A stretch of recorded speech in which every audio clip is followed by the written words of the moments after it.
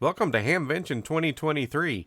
Join us as we sit down with Mike Kalter W8CI with the Dayton Amateur Radio Association, one of the organizers and many volunteers that helps make Hamvention possible.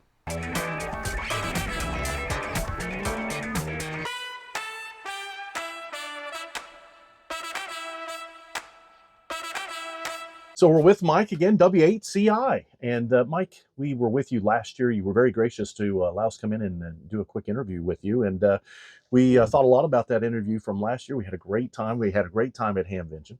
And Dara does such a great job with a lot of the organization and the volunteers and so forth. Yeah, we're pretty fortunate there. First, I love you guys' program. Ever since you interviewed me last year, I've subscribed. It's great. And if you aren't subscribed yet, do it. I think it's one of the, it's an entertaining program that the two guys have here, and they, they're brothers, right? Yes, brothers. That makes it even better. You know, I used to do ham radio with my brother Dave Kalter, and they named the they call it the Dave Kalter Youth De-Expedition or Youth Adventure, right? And I really miss my brother. We'd hang out at these things, and of course, he got cancer, and it was terrible, and he passed away. And so you're lucky to have the two brothers there. I think that's wonderful. And I think that, we're fortunate in Dara and with Hamvention, we have over 700 volunteers. Wow. And, you're here at the event, and I don't know how we lucked out with such wonderful weather. If you didn't make it to this, you missed a primo event. And even the weather forecast is for tonight.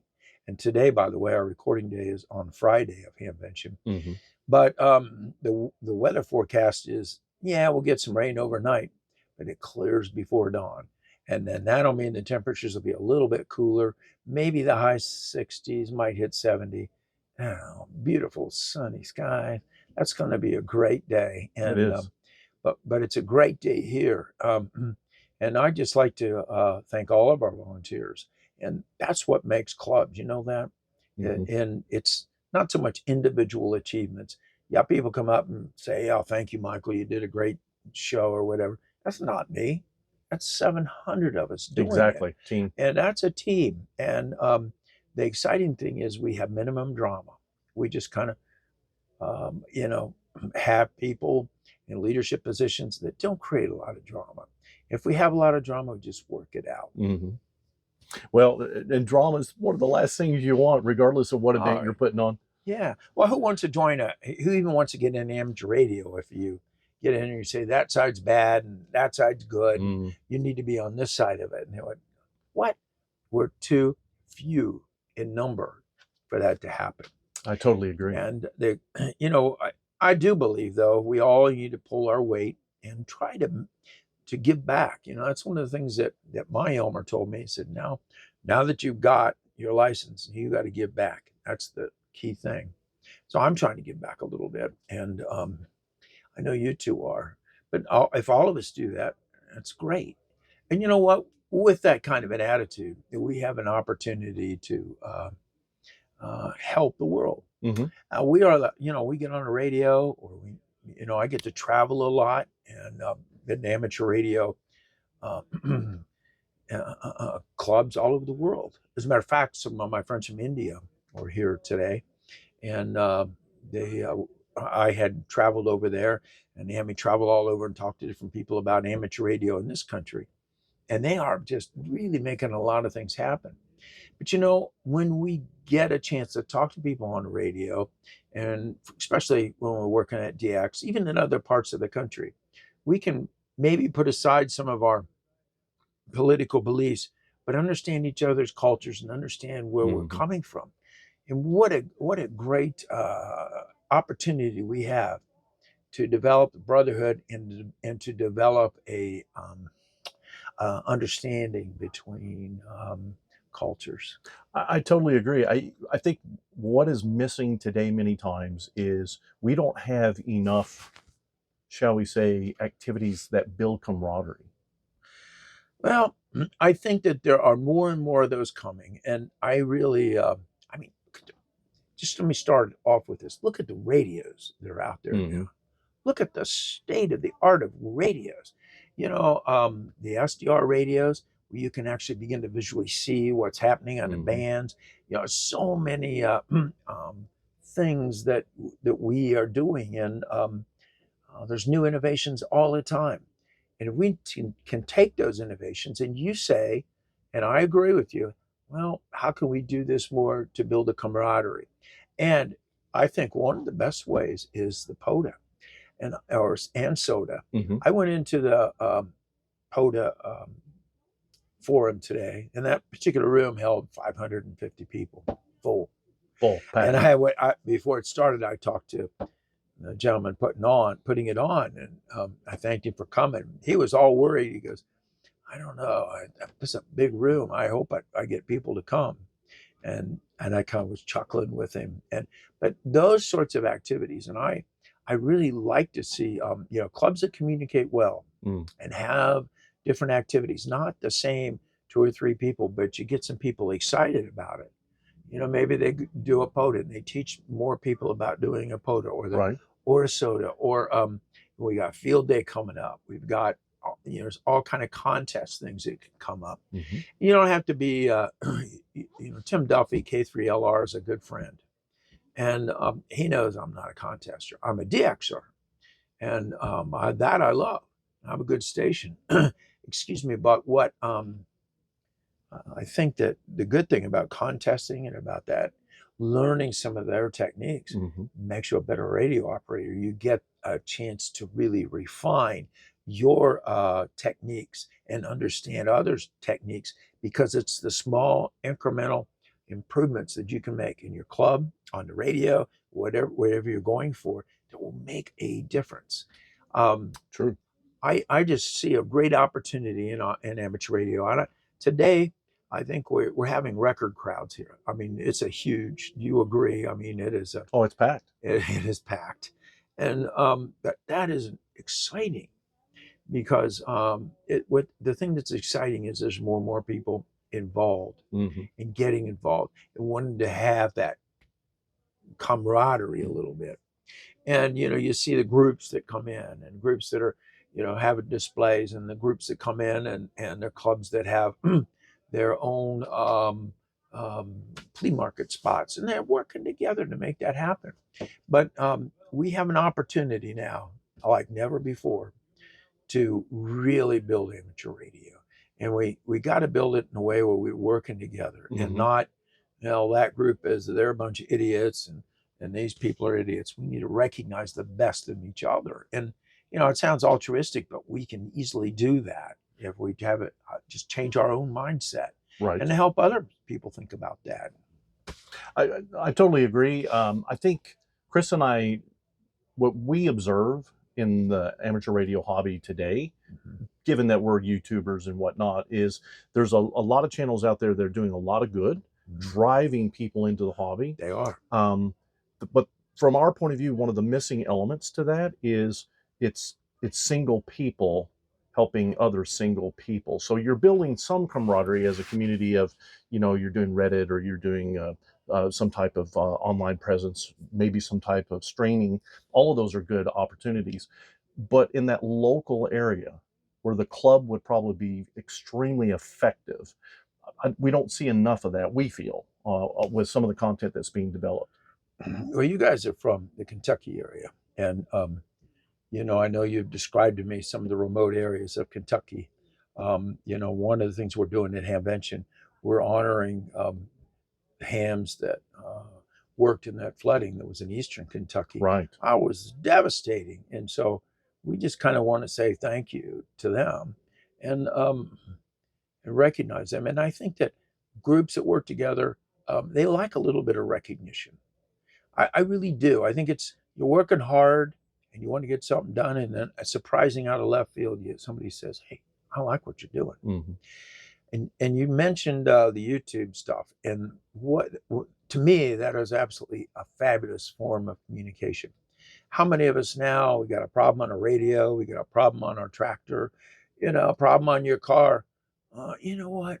I bet I could find something on YouTube. And sure enough, somebody's got it on there, you Mhm. know. And I I was even looking up the other day. It's kind of funny, you know, because we're sitting in my RV that I really want to keep this thing up and, you know, keep it roadworthy and ready to go. And there was the thing about how to maintain your sewer system, your Mhm. black Your water black system. tank. And man, I couldn't believe all the great stuff that was out there. No, I didn't spend the whole afternoon looking at them, but I did learn quite a bit. I Mhm. bought some stuff that they, you know, that they recommended. Not much, but just in some technique. That's the same way with radio. You know, so much good technique out there, and so many things like, oh, I didn't know you could do that with that radio. Mhm. I didn't know that software was out there. I was missing this, or I missed that. Right. And to me, that's you know, that's the I won't say golden age because I'm already at that silver age, you know. But but I'm just thinking, what an opportunity we have, and we don't want to squander this. Totally agree. So maybe let's just twist it 90 degrees and let's talk a little bit maybe about what you're seeing, because with Dara and your association with this club up here in Ohio, how much good that you do within the community here, not just Hamvention, but just overall. What are some trends that you're seeing today, positive trends for clubs? One of the things that we've done, and that's really made a difference, we have what's called the Thursday night group, and we meet in there. Actually, there's quite a group, and it's getting larger and larger all the time. But they bring their radio problems. They're coming up with new ideas, and they meet together and do technical things. And sometimes they go out and, you know, call in pizzas that they're paying for. The club's not paying for it, Mhm. and they're just having a wonderful time. And they'll stay late, and and that has been one of the most amazing things I've seen that's happened in our club. And of course, we have the Hamvention that we do, and then we talk about you know, the kind of a sad thing is we are not going to do a field day because that follows so closely after Hamvention. But we work with other clubs in the area, and we kind of go out there, and we may support one or two clubs, Right. and we'll go out and work with them. And but other trends that I see, you know, that kind of thing of working together. And I think that if a club wants to be successful, they got to be vibrant. Mhm. And there's nothing wrong with the opportunity is to look at some of the great clubs that are out there. If you have a club and maybe you got 20 members, 25 members, how do they grow that membership? How are some of those clubs done that? And you know, there's a lot of examples for them from the club of the year that we choose. Take a look at what some of them are doing. Right. Good newsletter is always, it's difficult to do, but a good newsletter is great. But all kind of activities. Maybe you have a lunch day Mhm. where you all go out to lunch, and then you know, when hams are together, what are they going to talk about? They might talk about food for a little bit. That's always an important topic. But after that, they're talking about some topic of amateur radio, where they're Right. going to it. And there's just you know, having those kind of gatherings and having some purpose to it. And I think that when you talk about what is the purpose of us, what are we going to do? Well, you have a running event, and not the hams run, but they need you to do a special service to Mhm. the running event. And how do you make that happen? How do you find volunteers to do that? And people that want it, how do they want to do it? Well, you ask the question, how can we make it better next time? Do we have communication problems? What can we do? What can we do Mhm. better? Um, and even, you know, like I said, I go back to Poda and Soda. I think that is just what a gold mine. I really believe. It's interesting you mentioned that because we added a new activity to our schedule this year. It's going to be in November, or tentatively it's set for a weekend in November, but we're calling it the Smoke and Poda because we're going to do a park on the air activation, but we're going to barbecue. We're going to be smoking brisket, I love ribs, it. and some other I things. love it. Yeah. So we're calling it our Smoke and Poda. But the exciting thing is, you know, you got people that, well, I don't know if I want to operate, but I want to kind of see what it is. And I come out and see how those hams are doing, Mhm. and maybe see how they're hooking things up. And yeah, they got this kind of radio, that kind of radio. How are they using it? I think that's great for you. Totally agree. Activities are one of the largest draws for any club. If you're active, people want to be a part of that. If a club is stagnant, why would you join? So we have really emphasized over the last 4 years or so the activities. Yeah, you hit on a good comment there. Why should I join your club?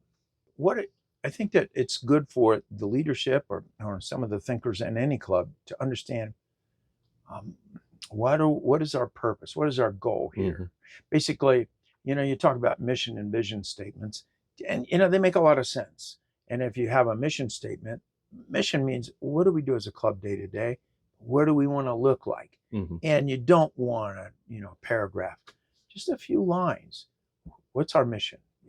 Our mission here is with DARA's is we want to provide a world-class radio meeting, Hamvention, and also we want to provide excitement for our membership and with our facility. What we're trying to do with them, and we realize that we can't do everything. We have the big DARA communication van and things like that. We realize that we can only do so many things as a club. If you take it all, it's like if you were a well digger and you were trying to find water, you could dig 50 wells, 2 feet deep, never get water. Or you could use that energy to dig one well 100 feet deep, and you get water. Mm-hmm. And that's kind of the focus. You get an agreement.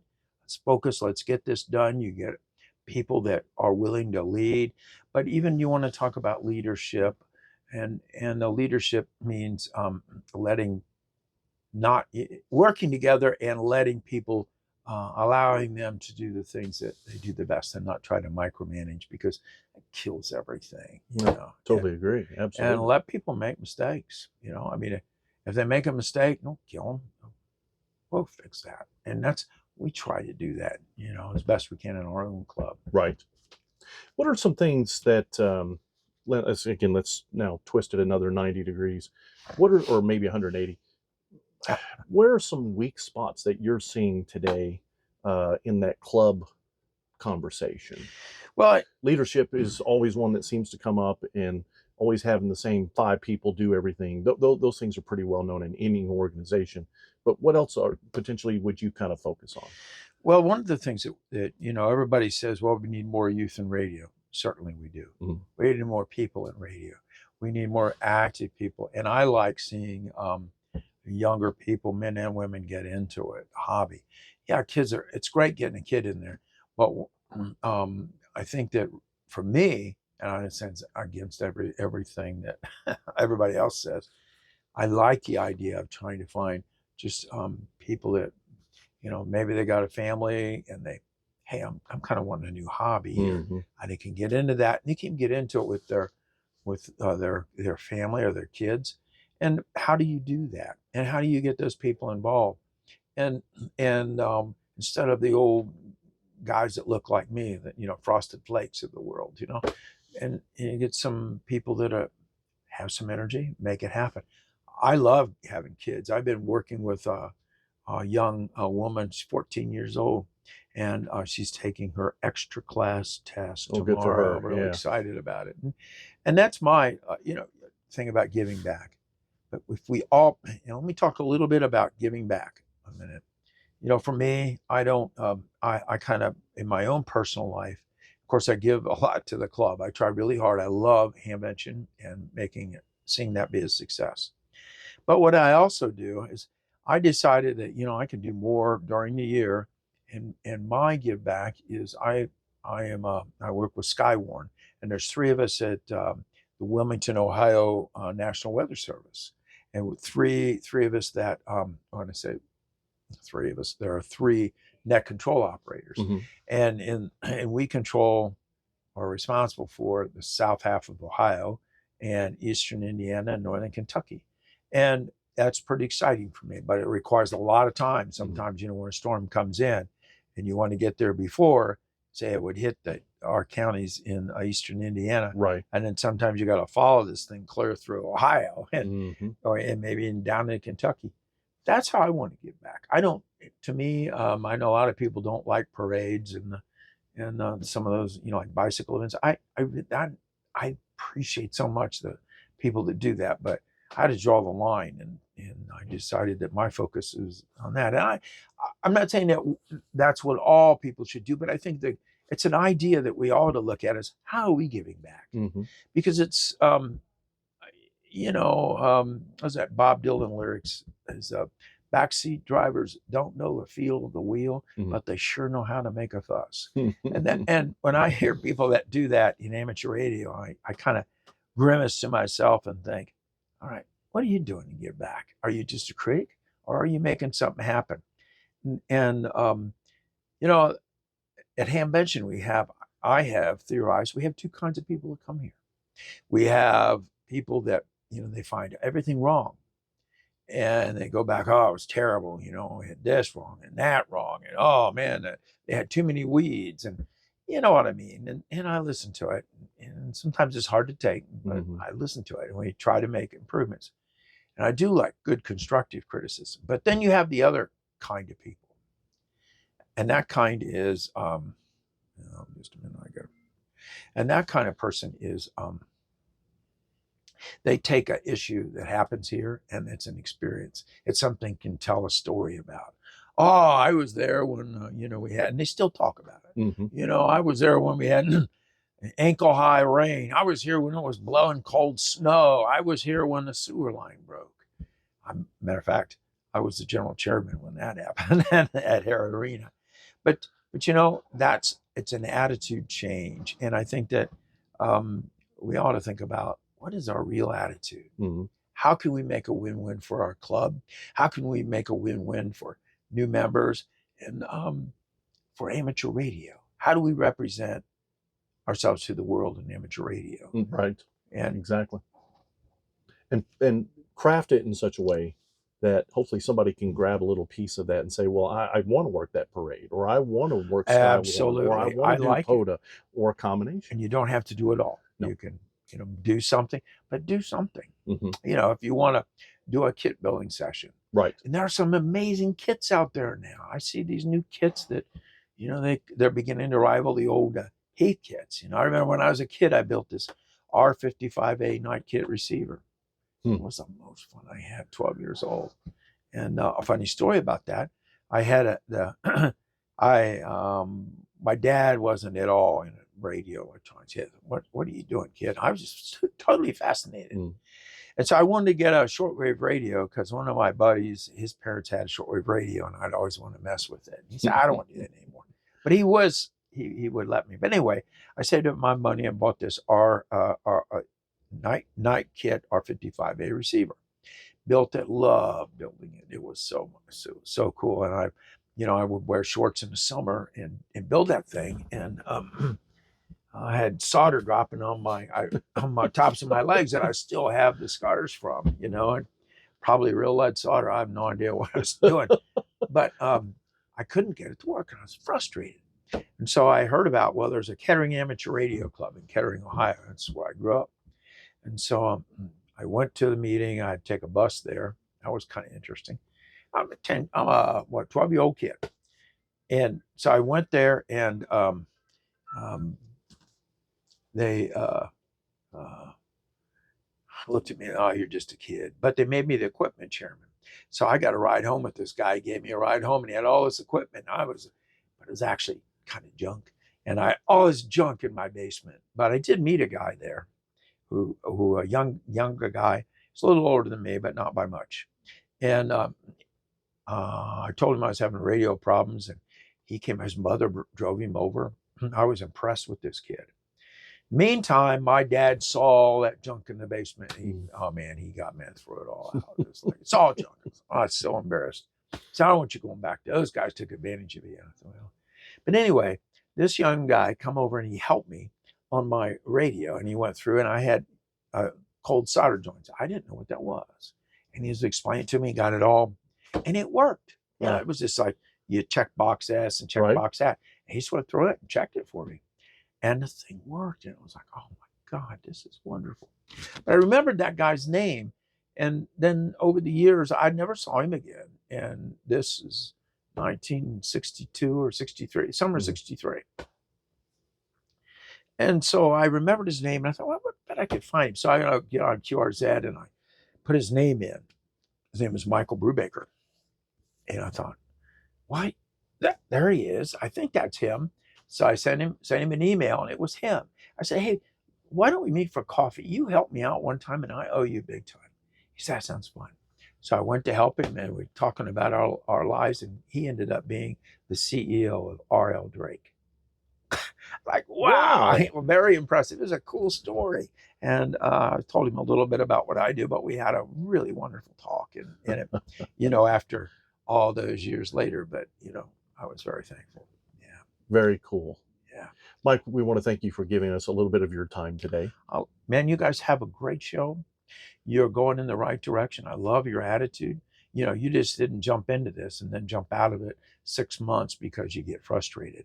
You guys are tweaking this thing. You're making it rock and roll, and you're doing the state of Kentucky well.